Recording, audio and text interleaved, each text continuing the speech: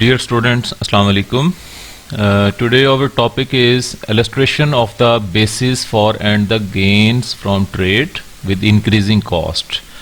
And this topic is from the book of International Economics by Dominic Salvatore on page 65 and 66.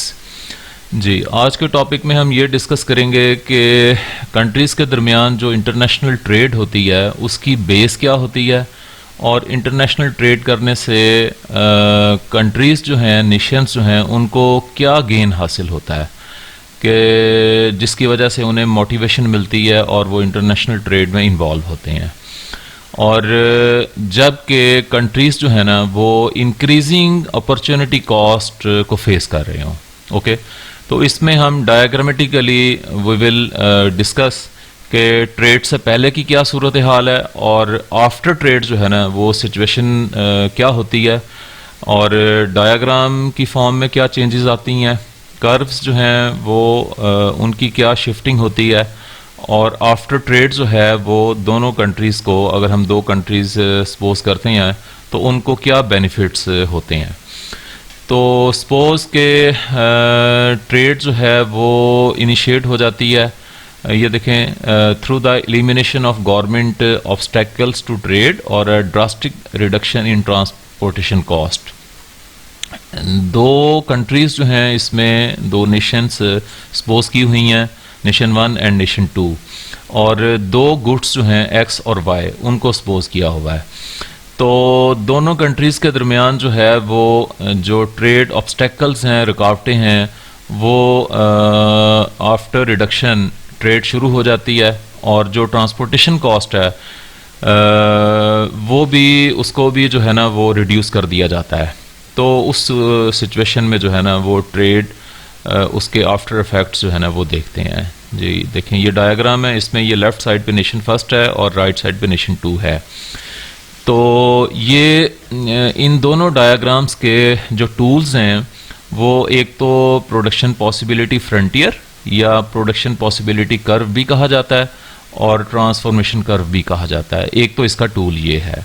दूसरा, ये blue colour में जो curve है, ये curves नज़र आ रहे हैं, इनको इंडिफरेंस, कम्युनिटी इंडिफरेंस कर्व कहा जाता है। और तीसरा, ये जो लाइन है इसे जो है वो ट्रेड पॉसिबिलिटी लाइन या ट्रेड लाइन कहा जाता है, जो कि EB है। और डायग्राम नेशन 2 के डायग्राम में B बार और E बार है। तो इसमें X एक्सिस पे X गुड ली हुई है, उसके यूनिट्स लिए हुए हैं, Y एक्सिस पे जो है वो Y के यूनिट्स लिए हुए हैं। तो इनिशियली जो है बिफोर ट्रेड, ठीक है, when the countries are in isolation, तो दोनों नेशंस जो हैं, नेशन फर्स्ट जो है that is on point A और नेशन 2 जो है वो that is point A bar. तो जब एक नेशन अभी ट्रेड नहीं कर रही होती तो उसको कहा जाता है कि नेशन जो है ना दैट इज़ इन आइसोलेशन और इन द सिचुएशन ऑफ अटार्की। तो सिचुएशन बिफोर ट्रेड सिचुएशन जो है वो पॉइंट A है। तो इसमें क्या है कि कंट्री जो है ना नेशन फर्स्ट इनिशियली जो है वो मुल्क के अंदर एक्स गुड जो है उसके 50 यूनिट्स को प्रोड्यूस कर रहा है। ये देखें, यहाँ से लाइन नीचे को लेकर आए तो 50 यूनिट्स प्रोड्यूस किए जा रहे हैं और जो वाई गुड है उसके 60 यूनिट्स प्रोड्यूस किए जा रहे हैं। ओके, तो प्रोडक्शन लेवल जो है वो ये PPC कर्व के ऊपर, तो ये इस वजह से ये प्रोडक्शन जो है वो शो हो रही है। और इन दोनों चीज़ों को एक्स और वाई गुड्स को प्रोड्यूस करके तो नेशन फर्स्ट के जो लोग हैं वो इनको कंज्यूम कर रहे हैं और एक स्पेसिफिक लेवल ऑफ सेटिस्फैक्शन ले रहे हैं। और वो जो स्पेसिफिक लेवल ऑफ सेटिस्फैक्शन है that is shown by community indifference curve I। Okay, तो इसी तरह जो नेशन 2 है उसमें A बार के ऊपर जो है वो कंजम्पशन और प्रोडक्शन का जो लेवल है वो है। जी, अब क्या होता है कि जो नेशन फर्स्ट है ना वो X1 जो है उसको प्रोड्यूस करती है, ठीक है, और Y1 जो है ना उसकी प्रोडक्शन को रिड्यूस करती है। बिकॉज के नेशन फर्स्ट में जो अपॉर्चुनिटी कॉस्ट है ना, X गुड, एक एडिशनल गुड X की पैदा करने की अपॉर्चुनिटी कॉस्ट 1/4 है। यानी एक X गुड जो है उसका एडिशनल यूनिट प्रोड्यूस करेगी, तो वाई गुड जो है ना उसका 1/4 यूनिट जो है उसको रिड्यूस करना पड़ेगा या क्विट करना पड़ेगा, या उसमें से वसाइल निकाल के एक्स की प्रोडक्शन में लगाने पड़ेंगे। ओके, तो जो नेशन फर्स्ट है वो जो है वो 50 से 70 तक 20 यूनिट्स ऑफ एक्स को प्रोड्यूस करेगी, और वाई के जो यूनिट्स हैं वो 1/4 उनको रिड्यूस करेगी। तो अगले फेस में जो है नेशन फर्स्ट मज़ीद 20 यूनिट्स को प्रोड्यूस करेगी, यानी 90 यूनिट्स प्रोड्यूस हो जाएंगे। और अब जो अपॉर्चुनिटी कॉस्ट जो पहले थी एक्स 20 यूनिट्स को प्रोड्यूस करने की 1/4, वो अब थोड़ी सी बढ़ जाएगी, बिकॉज हमारा टॉपिक जो है वो है विद इंक्रीजिंग कॉस्ट। तो 110 के बाद मज़ीद 20 यूनिट्स ऑफ एक्स प्रोड्यूस किए जाएंगे, तो इन 20 यूनिट्स के पैदा करने की opportunity cost in the form of reduction of Y units that will increase. Okay, वो अब 1/4 नहीं रहेगी।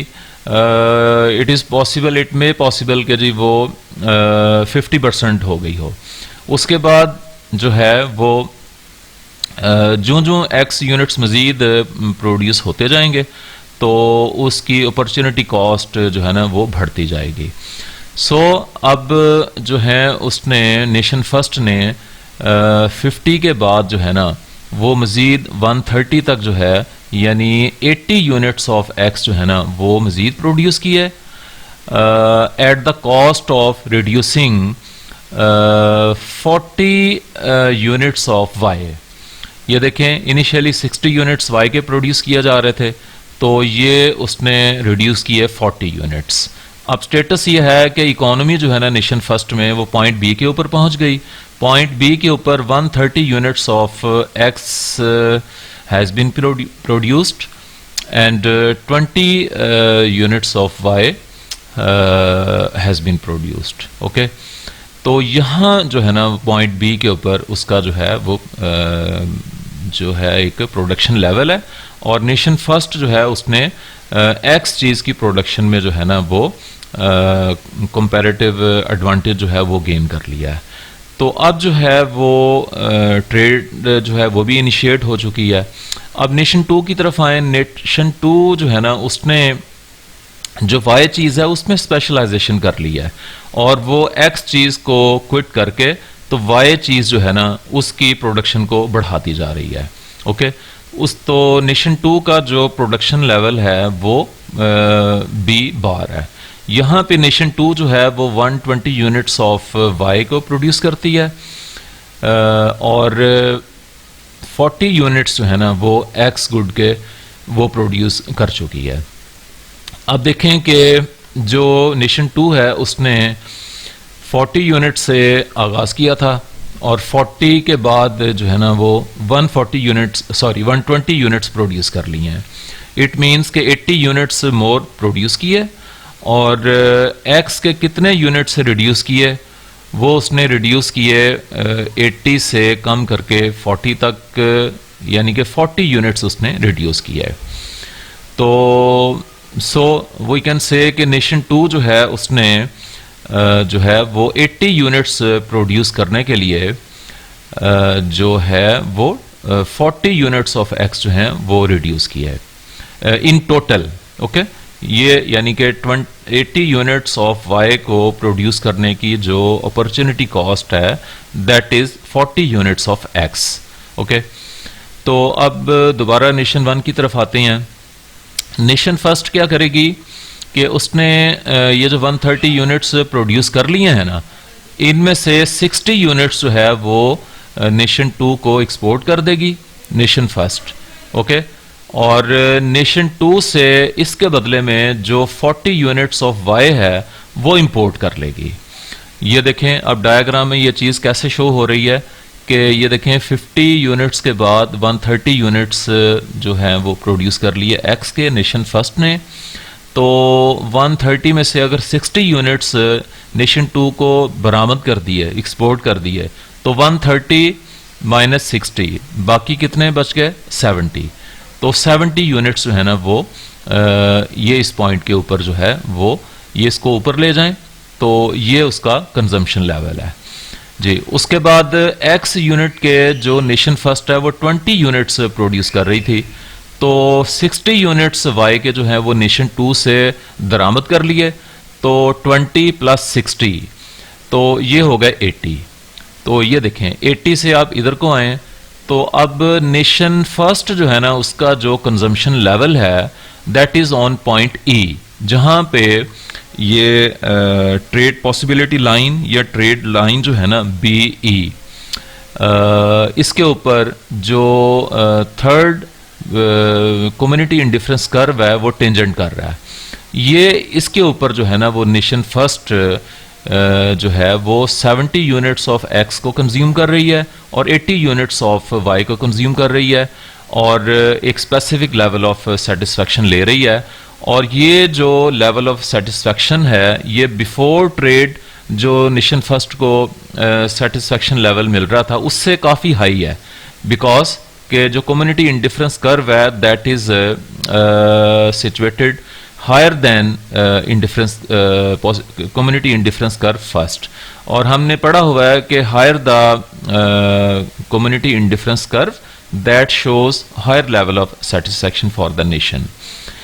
तो ये इसमें अब ये चीज़ क्लियर हो गई कि ट्रेड करने से जो नेशन फर्स्ट है उसको जो है वो सेटिस्फैक्शन का लेवल ज़्यादा मिलेगा और ज़्यादा उसको बेनिफिट मिलेगा।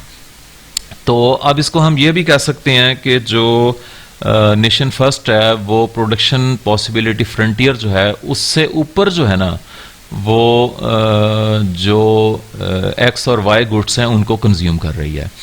अच्छा, इन द सेम वे आप आ जाए नेशन 2 पे। नेशन 2 का जो कंजम्पशन लेवल है वो अब बढ़ के हो जाएगा ई बार, और नेशन 2 जो है ना वो चूंकि उसने एक्स गुड की 60 यूनिट्स नेशन फर्स्ट को एक्सपोर्ट कर दिए थे और नेशन फर्स्ट से एक्स यूनिट्स इंपोर्ट कर लिए थे, ओके।